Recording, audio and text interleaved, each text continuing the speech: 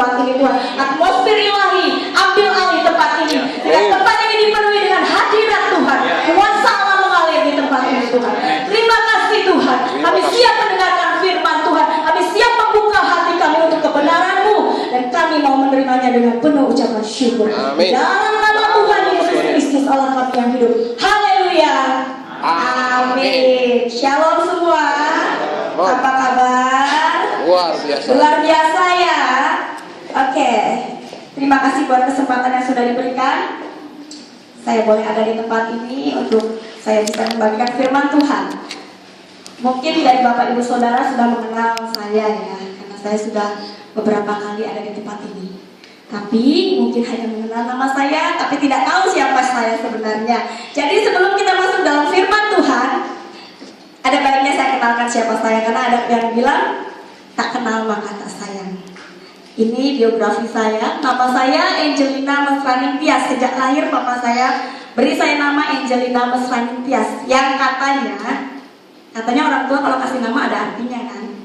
Jadi papa saya kasih nama ini artinya angel itu malaikat, mesra itu mesra. Tapi papa bilang angel itu bisa malaikat, bisa juga bidadari. Papa berharap saya menjadi seorang bidadari. Kemudian Mesraning Tias itu artinya di dalam hati. Jadi Angelina Mesraning Tias itu artinya bidadari yang selalu mesra di dalam hati ya. Amin. Tapi sekarang nama saya sudah berganti. Nama saya jadi Angelina Sudianto. Jawa banget ya namanya. Namanya Jawa sekali. Karena kenapa namanya jadi Angelina Sudianto? Karena sejak 7 bulan yang lalu saya sudah distempel Bapak Ibu Saudara. Sudah tidak single lagi. Saya jadi harus namanya dikasih nama belakang suami saya, Bapak Sudianto. Yang ini Bapak Sudianto namanya. Bapak Ibu Saudara boleh panggil Pak Yanto boleh, Pak Sudi boleh. Ya, Pak Sudi. Jangan Pak Sudi ya, Pak Sudi. Jadi nama saya panjangnya Angelina Sudianto, tapi Bapak Ibu boleh panggil dengan singkatan Angel. Tempat tanggal lahir Purwakarta 5 Juni 1979. Siapa tahu nanti tanggal 5 Juni ada yang ingat. Pendidikan terakhir saya sarjana teologi Inti Bandung. Saya adik tingkatnya Kak Rustida, tapi Ibu Rustida lebih di atas saya. Statusnya sudah tidak single, mau triple sekarang. Pekerjaan saya saat ini saya melayani Tuhan sebagai seorang konselor, khususnya konselor rumah tangga. Buat Bapak Ibu yang sedang bermasalah atau mungkin ada konflik di dalam rumah tangganya, tidak tahu bagaimana harus curhat sama siapa. Ibu Rustida lagi sibuk, Bapak Ibu boleh hubungi saya juga di nomor 0899255488 atau boleh add pin BB saya 2899EB10. Pengalaman saya mengenal Tuhan itu luar biasa. Tapi saya tidak bisa ceritakan sekarang, karena kalau saya ceritakan sekarang, khotbah kita tidak akan berjalan, mungkin bisa nanti sampai sore ya. Singkatnya, background saya bukan dari saya Chinese, tapi saya bukan background dari Kristen. Papa saya Chinese, tapi masuk Muslim. Mama saya Muslim totok, dari masih garis keturunan kerajaan Majapahit. Jadi bisa dibayangkan bagaimana totoknya. Masih pakai jilbab, masih pakai dan lain sebagainya. Perjalanan saya nanti sampai saya bisa mengenal Tuhan itu sangat panjang dan sangat rumit, penuh tetesan air mata, tapi pada akhirnya finalnya saya bisa melayani Tuhan. Semua karena Tuhan Yesus. Nanti kita kapan-kapan bisa sharing ya tentang kesaksian saya, bagaimana saya bisa mengenal Tuhan, tapi di lain berikutnya. Oke? Nanti kalau ada yang mau ditanyakan lebih lanjut, Bapak Ibu Saudara boleh hubungi saya setelah ini ya. Bisa edit saya dan juga nomor telepon saya. Kita akan masuk dalam firman Tuhan pada siang hari ini. Ini firman Tuhan dadakan Tuhan kasih. Karena sebelumnya saya tidak mempersiapkan ini, tapi Tuhan bilang jangan yang itu, kasih yang ini. Saya tidak tahu kenapa Tuhan bilang dari Kisah Para Rasul 3 ayat 1-10. Kita mau sama-sama baca. Saya mengundang Bapak Ibu bangkit berdiri. Kita sama-sama baca dari Kisah Para Rasul 3. Bawa kita? Tidak bawa, kita lihat ke depannya. Kisah Para Rasul 3 ayat 1-10. Bapak Ibu, kalau saya berkhotbah mohon maklum agak banyak dan agak lama. Ini saya sudah siapkan 4 lembar, jadi siap-siap untuk bersabar mendengarkan firman Tuhan ya. Ini bukan dari saya tapi dari Tuhan. Oke, kita sama-sama baca ya. Amin, luar biasa. Kisah Para Rasul 3 ayat 1 sampai 10 kita akan sama-sama baca supaya semuanya terlibat membaca firman Tuhan. Kisah Para Rasul 3 ayat 1 sampai 10. 3, 2, 1. Perikopnya dulu judulnya, Petrus menyembuhkan orang lumpuh. Ayat 1.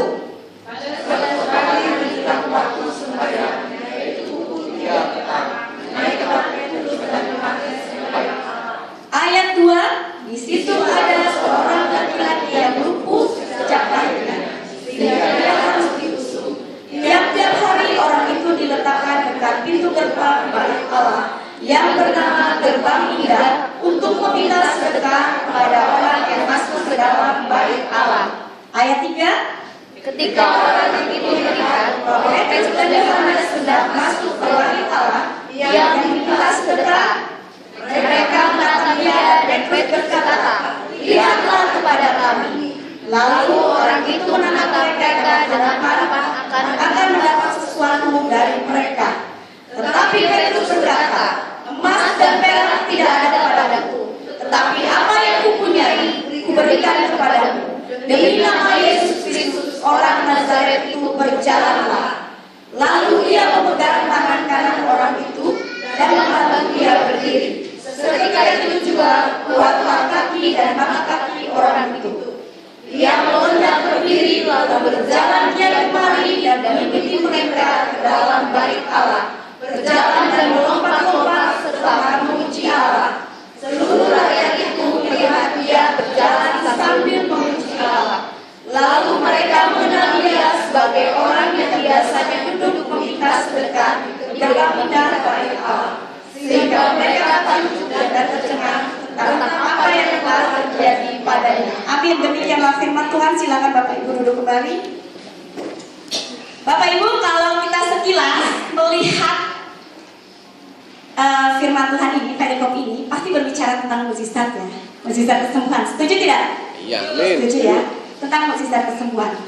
Tapi hari ini saya tidak akan berbicara tentang mukjizat kesembuhan. Saya akan berbicara tentang, boleh slide-nya dulu Kak. Tapi kita lihat dulu ini. Slide-nya boleh? Sebelum sampai slide ini ditayangkan, saya mau tanya, di sini semua sudah Kristen kan? Siapa di sini yang semua sudah Kristen? Sudah pasti semua ya. Yang sudah lahir baru? Amin. Ayo. Ada yang begini. Lahir barunya masih setengah-setengah ya. Oke, nanti saya akan jelaskan siapa yang Kristen dan siapa yang lahir baru ya. Bapak Ibu kenal orang yang ada di depan ini? Oh, kenal. Wah. Ini namanya Lee Min Ho, artis Korea ya, betul ya. Kalau anak remaja pasti kenal. Dia artis yang cukup digandrungi. Lee Min Ho ini dulu wajah aslinya seperti itu, Bapak Ibu. Ya. Tapi setelah entah bagaimana caranya, tiba-tiba dia bisa berubah. Before dan afternya. Dulunya begitu, hitam, kulitnya hitam, matanya nggak terlalu sipit. Kemudian dia bisa afternya dia menjadi seperti ini. Ya, before dan after. Suami saya lebih mirip yang mana? Before atau after ya? Coba pikirannya bilang, oke, Lee Min Ho ya. Jadi Lee Min Ho itu ada artis terkenal, dulu wajahnya seperti itu. Dan ini satunya lagi, pasti ibu-ibu kenal, bapak ibu kenal, Aurel Hermansyah.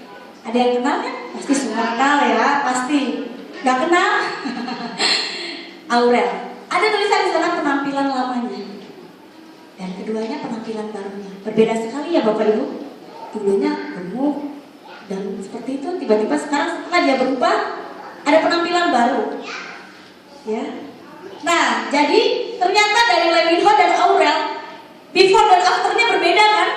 Sebelum dan sesudah. Sebelumnya kurang begitu bagus, tapi setelahnya dia menjadi lebih bagus, betul tidak? Ada nggak yang sebelumnya bagus, setelahnya jadi tidak lebih bagus? Nah, biasanya jarang ya. Biasanya before-nya itu kurang bagus, after-nya lebih bagus kan? Jadi ada perubahan ya dari yang sebelum dan sesudah. Oke, kita mau masuk dalam firman Tuhan. Ini tema yang akan saya bawakan, yaitu ubah gaya hidupmu. Sekali lagi, temanya adalah ubah gaya hidupmu. Kenapa harus diubah? Kenapa ya? Jadi saudara begini, hari ini kita akan berbicara tentang perubahan. Ada before dan ada juga after. Ada sebelum dan ada sesudah. Kalau sebelum dan sesudah berarti ada proses yang terjadi. Proses ini yang kita sebut perubahan. Tapi kenapa saya berbicara mengenai ubah gaya hidup? Bapak Ibu, ketika kita hidup di dalam Tuhan, saat Bapak Ibu memutuskan untuk menjadi pengikut Yesus, ketika Bapak Ibu bilang, aku menetapkan hidupku Tuhan untuk menjadi pengikut Tuhan, kira-kira ada sesuatu proses yang harus terjadi? Harus ada proses yang terjadi. Prosesnya adalah before, after. Before, sebelum kita mengenal Tuhan, dan after, setelah kita mengenal Tuhan. Harus ada perubahan. Jangan sampai nanti before, setelah mengenal Tuhan tetap before. Berarti tidak ada perubahan dong.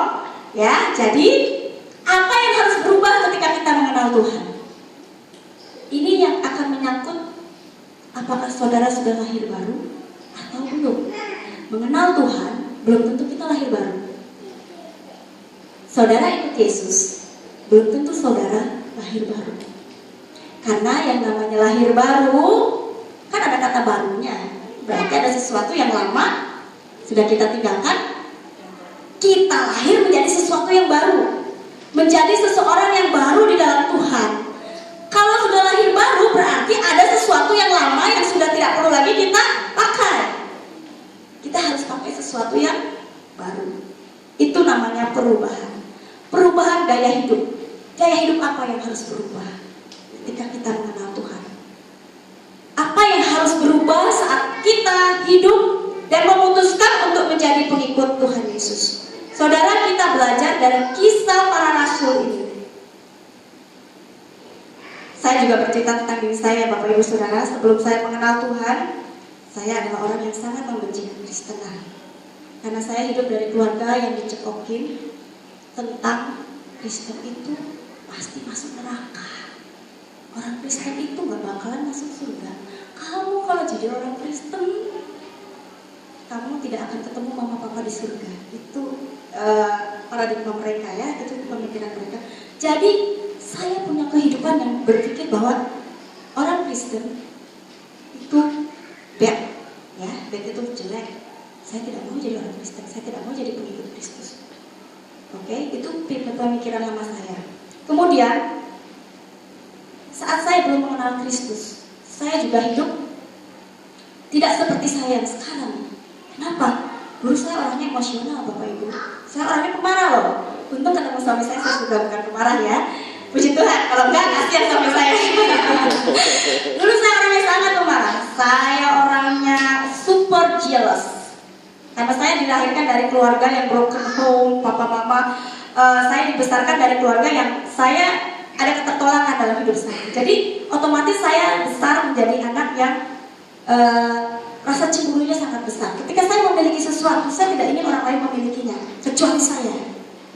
Saya punya karakter yang seperti itu, Bapak Ibu. Jadi kalau saya sudah marah, sesuatu yang saya mau dan itu diambil orang, saya akan dengan berbagai cara harus saya dapatkan itu.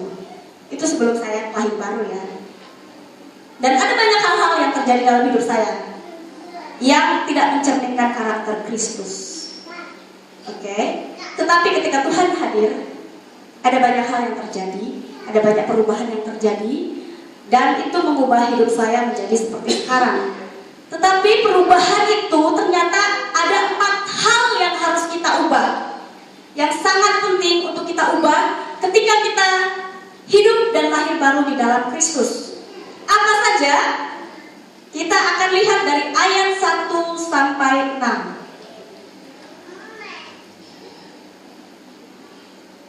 Yaitu pertama adalah ubah pola pikir. Nah, ini yang paling rumit Bapak Ibu Saudara. Kenapa saya bilang paling rumit? Karena kita itu selalu bertempur di dalam pikiran kita. Kita akan sama-sama baca dulu ya. Ayat 1 sampai 6. Pada suatu hari menjelang waktu sembahyang, yaitu pukul 3 petang, Naiklah Petrus dan Yohanes ke bait Allah. Di situ ada seorang laki-laki yang lumpuh sejak lahirnya, sehingga ia harus diusung. Tiap-tiap orang itu diletakkan dekat pintu gerbang bait Allah yang bernama Gerbang Indah, untuk meminta sedekah kepada orang yang masuk ke dalam bait Allah.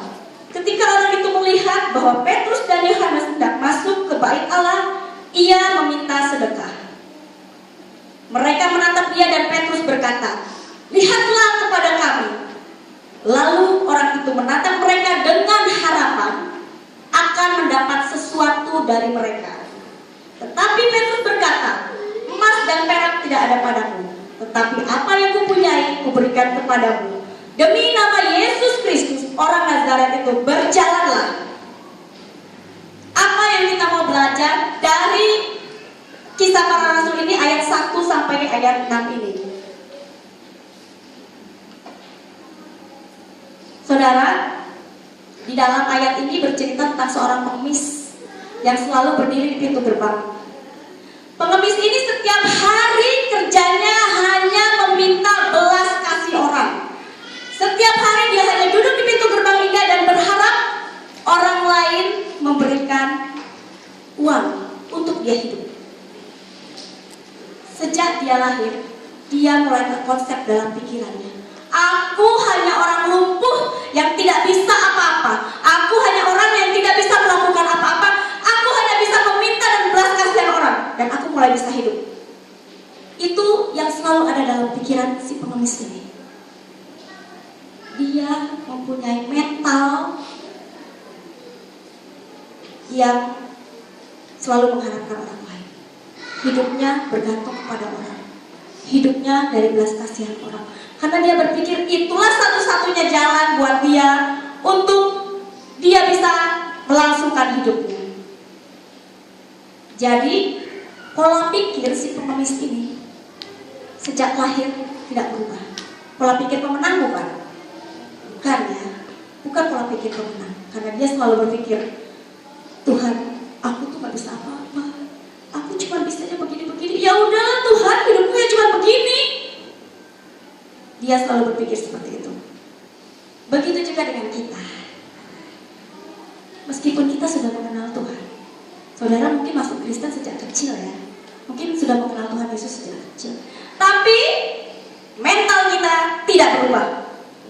Hidup kita selalu mengandalkan orang lain. Hidup kita tidak bergantung pada Tuhan.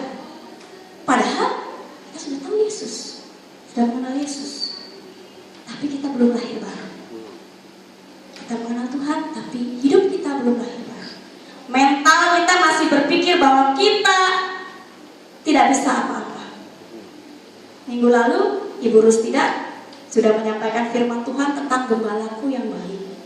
Bapak Ibu Saudara, seharusnya ketika kita sudah berubah, kita sudah ada di dalam Tuhan, kita harus percaya bahwa firman Tuhan itu adalah firman Tuhan yang hidup. Bahwa ketika Allah berkata, aku adalah gembala yang baik, takkan kekurangan aku, percaya itu. Ubah mental kita. Tuhan sudah membawa kita ke dalam kemenangan. Kita semua yang ada di tempat ini adalah umat pemenang, Bapak Ibu. Jangan salah, bersyukur Bapak Ibu Saudara sudah mengenal Tuhan Yesus. Karena Bapak Ibu Saudara sudah dipilih Tuhan untuk menjadi ahli waris kerajaan surga. Tapi kenyataannya kita tetap berpikir kita bukan ahli waris kerajaan surga. Kita berpikir kita hanya anak-anak lemah. Kita hanya berpikir kita bukan anak-anak pemenang. Jadi ketika masalah datang, ketika banyak himpitan terjadi, Bapak Ibu Saudara give up. Mulai berpikir, aku tidak bisa apa-apa Tuhan. Sudahlah, ini masalahku terlalu berat. Aku menyerah, aku lari. Aku tanya saja ke Gunung Kawi, kemana, ke gunung ini, ke gunung itu, atau tanya orang ini itu dan sebagainya. Kita tidak mengandalkan Tuhan. Jadi, hal pertama yang harus kita lakukan ketika kita mengenal Tuhan, ketika kita memutuskan untuk hidup di dalam Tuhan, lahir baru, ubah cara pandang kita tentang Allah.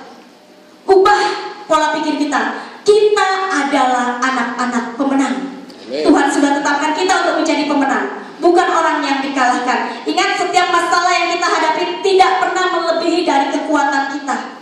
Tuhan selalu berikan kekuatan. Itu nilai plus kita sebagai anak Tuhan ya. Saya ada cerita mengenai, jadi begini, ada sebuah ilustrasi. Ada seekor anak Raja Wali. Anak Raja Wali ini sejak kecil dimasukkan ke dalam sarang, kalau kandang ayam ya, di dalam. Kemudian dia hidup di situ bersama anak-anak ayam yang lainnya. Seekor burung Raja Wali, anak burung Raja Wali ini hidup bersama anak-anak ayam, hidup dengan induk ayam. Dia mengikuti induk ayam ini kemanapun induk ayam ini pergi, beserta saudara-saudaranya yang lain. Anak ayam, induk ayam ini mematuk-matuk, dia ikut mematuk-matuk. Ibu induk ayam ini korek-korek tanah, kan kalau ayam cari makannya begitu ya, korek-korek tanah, terus dia patokin cacing-cacing seperti itu. Dan itu dia lakukan. Dia ikut-ikutan induk ayam ini. Sampai suatu ketika burung Raja Wali ini, anak burung Raja Wali ini mulai melihat, wow, itu ada apa ya? Binatang apa ya yang bisa terbang seperti itu? Dia melihat sekumpulan Raja Wali sedang terbang di atas. Andaikan aku bisa terbang, tapi aku tidak bisa terbang. Dan dia selalu berpikir, wow, aku tidak bisa seperti mereka yang naik terbang di atas. Bapak Ibu, tahu tidak? Kenapa burung Raja Wali itu tidak bisa? Karena mentalnya sudah berpikir kalau dia itu anak ayam. Coba kalau dia tahu dia itu anak Raja Wali, dia pasti berusaha untuk terbang. Karena dia sudah dikasih kapasitas untuk terbang. Tuhan kasih kemampuan burung Raja Wali itu untuk terbang bebas ke atas kan? Tapi karena dia sejak kecil hidup dengan lingkungan yang mengatakan, oh saya ini cuma anak ayam yang kerjanya tiap hari cuma mengorek-korek tanah dan matuk-matuk cacing-cacing. Saya tidak bisa terbang seperti burung itu. Kenapa? Ya itu, karena mentalnya, pola pikirnya tidak berubah. Dia berpikir, saya ini ayam, saya nggak bisa terbang. Padahal sebenarnya dia anak Raja Wali. Nah, seperti itulah gambaran kita. Kita selalu berpikir kita tidak bisa apa-apa. Kita cuma segini-gini aja. Ya sudahlah Tuhan, aku cuma begini. Padahal umat Tuhan, kalian semua dikasih kapasitas lebih. Ada kuasa yang Tuhan berikan untuk kalian. Kalian bisa menyembuhkan. Kalian diberi kuasa untuk mengurapi orang sakit dan orang sakit itu sembuh. Kalian diberi kuasa untuk mengusir setan-setan. Kalian punya kuasa yang sama seperti yang Tuhan berikan kepada Ibu Rustida. Itu kuasa yang sama sebagai anak-anak Allah. Ya, jadi jangan pernah menyerah. Apapun yang terjadi dalam hidup saudara, ingat, saudara adalah burung Raja Wali, bukan ayam. Sekali lagi, hal yang harus kita ubah ketika kita menjadi pengikut Tuhan adalah ubah pola pikir kita. Yang kedua, ubah perilaku. Ini juga hal yang sangat sulit ya Bapak Ibu, coba lihat. Ubah perilaku. Di sini ada gambar orang yang terbiasa tidur malas-malasan di kantor. Ada nggak yang begini di sini? Nggak ada ya. Ada yang bangun tidur, tidak langsung berdoa, langsung minum kopi. Ada yang pemarah, ada yang istri selalu betak-betak suami, dan lain sebagainya kehidupan yang mencerminkan perilaku yang negatif. Perilaku negatif banyak ya Bapak Ibu. Bapak Ibu sendiri mungkin bisa rasakan, aduh, aku masih punya sesuatu yang tidak berkenan di hadapan Tuhan. Aku masih hidup dalam kedaginganku. Itu adalah perilaku-perilaku negatif yang masih kita miliki. Tapi ketika saudara mengenal Tuhan dan memutuskan untuk hidup di dalam Tuhan dan lahir baru di dalam Tuhan, ubahlah perilaku ini. Karena perilaku ini tidak mencerminkan buah roh dan juga tidak mencerminkan kehidupan di dalam roh. Sama seperti yang terjadi ketika pengemis ini. Tapi kalau pengemis ini berbicara tentang ketika dia sudah mengenal Tuhan. Ketika Petrus mengenalkan Tuhan kepada dia, ada sesuatu yang terjadi atas pengemis ini.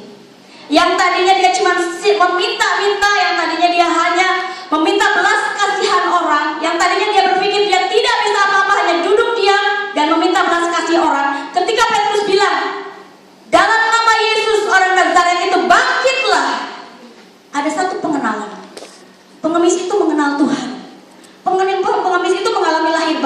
hidupnya.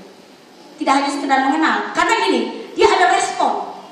Ketika dikatakan bangkitlah dalam nama Yesus orang Nazaret itu, kau bangkit, dia merespon Bapak Ibu Saudara. Jadi ketika kita mengenal Tuhan, tidak hanya sekedar mengenal Tuhan, harus ada respon. Jadi ketika dia merespon dan bangkitlah, maka ada satu perubahan terjadi. Yang tadinya cuma duduk diam, dia bisa berdiri. Ketika dia bisa berdiri, dia bisa melompat. Dari proses dari duduk, berdiri dan melompat, itu adalah proses perubahan perilaku. Dia berubah.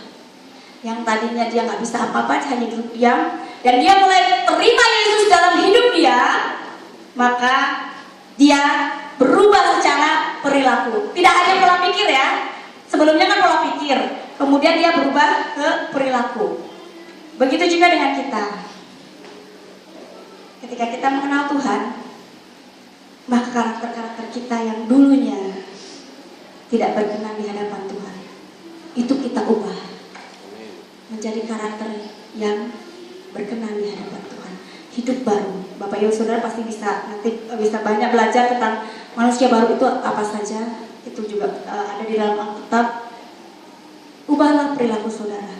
Jika saudara saat ini merasa bahwa saudara sudah mengenal Tuhan, saudara sudah hidup di dalam kekristenan, tapi masih memiliki karakter-karakter yang lama, masih memiliki perilaku-perilaku yang lama, tanda tanya. Apakah kita benar sudah lahir baru di hadapan Tuhan? Oke. Seperti kisah Paulus. Sabar ya Bapak Ibu Saudara, masih ada 3 lembar lagi. Masih 3 lembar lagi nih.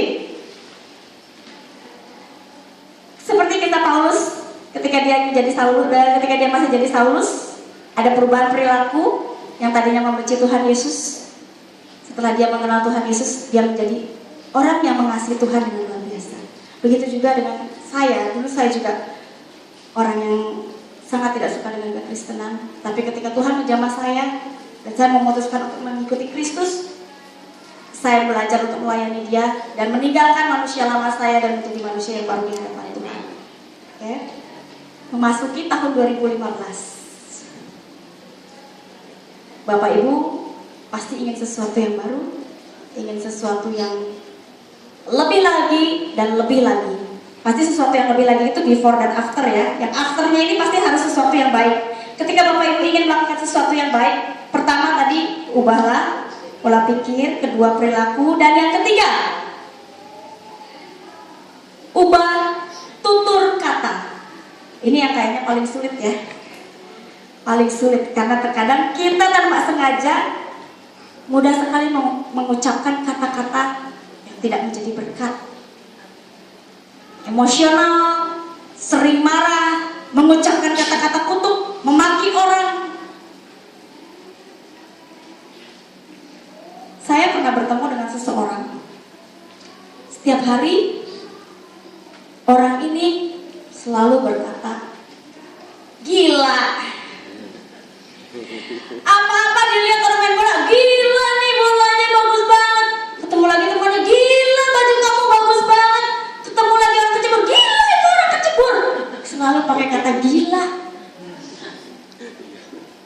Dan itu udah menjadi sesuatu yang tanpa sadar dia ucapkan. Dan akhirnya saudara apa yang terjadi? Dia jadi gila betulan. Jadi hati-hati dengan ucapan kita. Hati-hati. Ini bukan kejadian, ini kejadian nyata loh. Kejadian nyata. Orang itu akhirnya jadi gila beneran. Akhirnya semua orang bilang, tuh jadi gila deh, katanya gitu kan. Seperti itu Bapak Ibu. Ada juga orang tua yang selalu mengatakan anaknya, kamu bodoh, kamu bodoh, kamu bodoh. Begitu besar, anak itu menjadi anak yang bodoh. Bapak Ibu, ternyata itulah kuatnya kuasa kata-kata kita sebagai orang Kristen ya. Jadi ketika Bapak Ibu mengenal Tuhan, ketika Bapak Ibu memutuskan untuk menjadi pengikut Yesus, ubah tutur kata. Karena hati-hati Bapak Ibu, di dalam firman Tuhan dikatakan lidah kita ini punya kuasa. Lidah orang Kristen loh. Lidah orang Kristen itu punya kuasa. Dari mulut keluar berkat, dari mulut keluar kutuk. Saudara bisa membuat orang jatuh, bisa membuat orang hidupnya hancur melalui kata-kata kita. Tapi saudara juga bisa membuat seseorang menjadi berdiri, seseorang menjadi hidup, seseorang menjadi lebih bersemangat juga melalui kata-kata kita. Amin. Ya, jadi hati-hati. Ketika kita mengutuk orang, itu terjadi loh. Kita mengikat orang itu dengan roh kutukan yang kita ucapkan. Kadang kan kita kalau lagi kesal sama orang ya, tanpa sadar kita ngomong, lihat aja, kamu gitu sama aku, lihat nanti pulangnya tabrak lah. Gitu kan? Kadang tanpa sadar loh, ketika kita lagi clash sama orang, lagi sebel sama orang, pasti ngomong begitu kan, tabrak lah. Masih mending kita ketabraknya beca kan. Nah kalau tiba-tiba ketabraknya mobil atau motor, karena saya dulu pernah begitu Bapak Ibu. Dulu saya tidak sadar kalau ucapan saya ini punya kuasa. Jadi waktu itu saya pernah bertengkar dengan teman kantor. Saya dengan begitu dia keluar pintu saya bilang, lihat aja, tabrak deh, gitu kan. Karena saya kesal sama teman kantor saya ini. Jadi saya tanpa sadar mengucapkan kata-kata itu karena emosi. Jadi saya bilang, lihat aja, pulang ketabrak. Ternyata apa yang terjadi? Dia benar ketabrak motor. Waktu dia ketabrak motor, saya kaget. Si bapak ini ketabrak motor loh. Kapan? Tadi pulang kerja. Tapi saya pikir gini, itu paling kebetulan. Jadi saya nggak sadar kalau itu sebenarnya perkataan kita mengandung kutuk buat orang lain. Kedua kalinya, saya berantem lagi dengan teman yang lain. Lalu saya bilang gini, bener nggak sih mulut saya ini ada kuasa? Jadi saya uji Bapak Ibu Saudara, ini kejadian nyata dulu saya.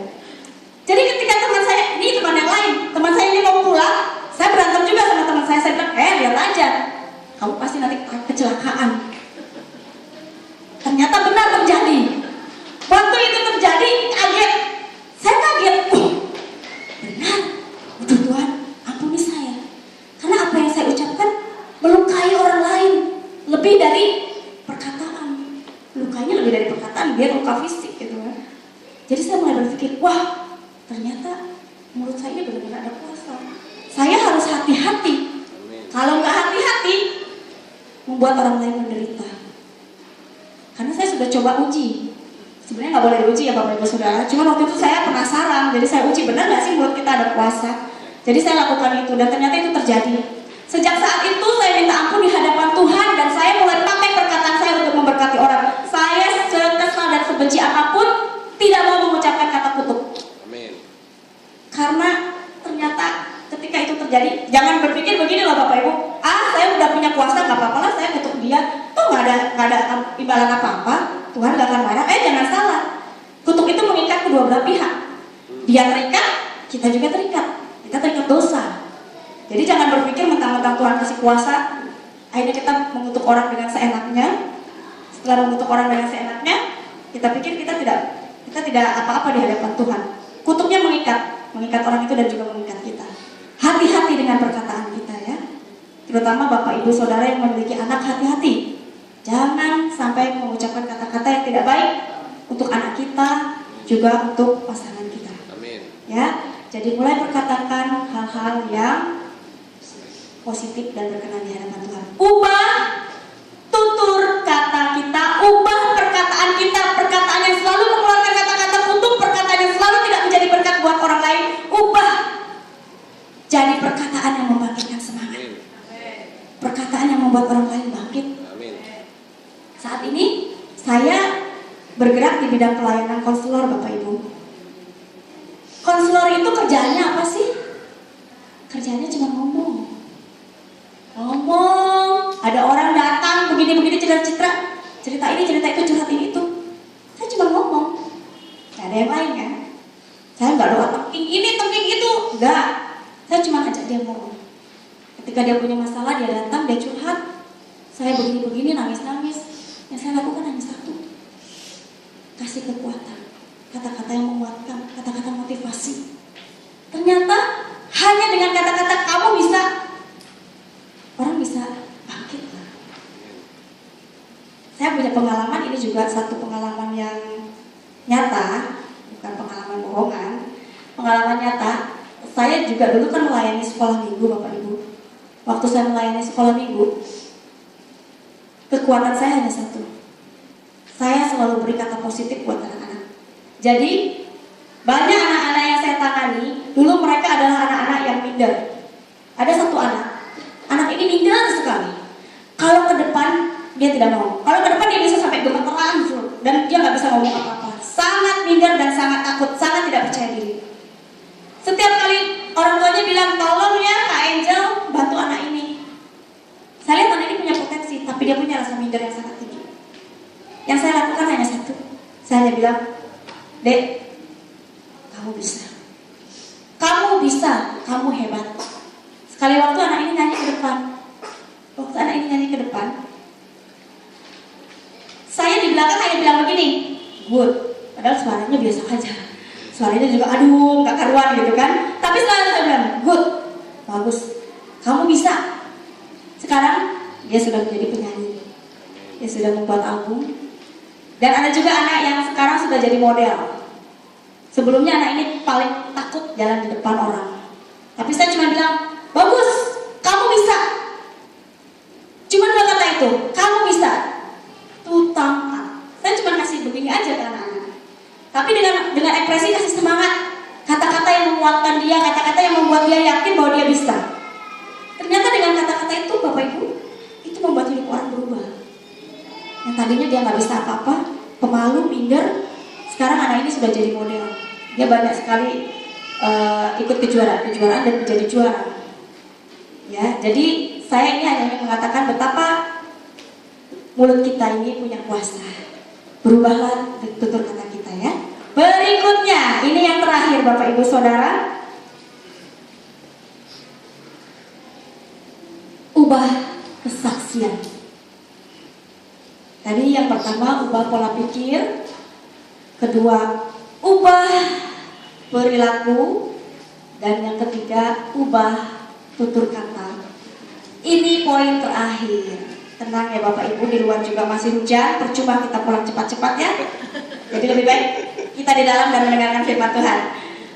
Yang keempat adalah ubah kesaksian. Apa maksud dari ubah kesaksian? Ketika kita mengenal Tuhan, ada sesuatu yang berubah kan? Before, after. Ada proses perubahan. Tadi proses perubahannya adalah perubahan pola pikir. Pola pikir kita berubah. Cara pandang kita tentang Tuhan berubah. Cara kita memandang diri kita, cara kita memandang Tuhan, cara kita memandang sesama berubah. Mindset kita menjadi mindset seorang pemenang yang tahan banting, yang tidak gampang menyerah, yang selalu maju terus, yang optimis. Yang kedua, kita berubah secara perilaku. Yang tadinya perilakunya nggak baik, suka mencuri, suka ini, suka itu, sesuatu banyak hal perilaku-perilaku yang tidak baik. Ketika kita mengenal Tuhan, kita menjadi pribadi yang lebih baik. Perilakunya ya, secara karakter. Ketiga, ubah tutur kata. Jadi ketika proses perubahan dari pola pikir kita berubah, perilaku kita berubah, cara berbicara kita berubah, otomatis hidup kita juga berubah. Orang melihat kita berubah. Dulu si A kalau ketemu, aduh, ngomongnya gosip terus ya. Yang keluar kata-kata upatan, yang keluar kata-kata makian. Belum lagi kalau di jalan, waduh itu dia tangannya ambil sana, ambil sini. Tapi kok sekarang berubah ya? Setiap ketemu dia kok kita kayaknya senang ya dengarnya. Perkataannya selalu perkataan yang membuat kita semangat. Terus tingkah lakunya juga sopan. Kalau dia ngomong enak sekali ya. Oh, saudara, itu namanya kesaksian. Jadi hidup kita, orang yang tadinya menilai jelek menjadi menilai baik. Itulah namanya kesaksian. Ya, kesaksian. Sama seperti si pengemis ini dalam ayat 9-10. Seluruh rakyat itu melihat dia. Seluruh rakyat melihat dia berjalan sambil memuji Tuhan. Berarti orang melihat si pengemis ini udah berubah. Yang tadinya mengeluh-ngeluh, yang tadinya mengemis-ngemis, yang tadinya meminta-minta sama orang, sudah berubah. Dia menjadi orang yang penuh sukacita. menjadi orang yang optimis, menjadi orang yang kemana-mana memuji Tuhan. Orang melihat ada perubahan dalam diri si pengemis. Jadi, ketika kita mengenal Tuhan, tidak hanya berubah secara pikiran kita, tidak hanya berubah secara tutur kata kita, tidak hanya berubah secara perilaku kita, tapi kita juga akan berubah secara kesaksian kita. Bapak Ibu pernah nggak Bapak Ibu ketika berjalan, saudara pergi di satu tempat, tiba-tiba orang ngobrol-ngobrol dengan orang, kenalan dengan orang, dan orang itu bilang, Bapak orang Kristen ya? Ada nggak yang pernah begitu? Ada nggak di sini? Ada? Pak Didi? Oh ada, oh ya ada suami saya. Suami saya sering sekali orang tahu dia orang Kristen. Bukan karena matanya yang sipit ya. Bukan karena matanya yang sipit, karena saya lihat suami saya ini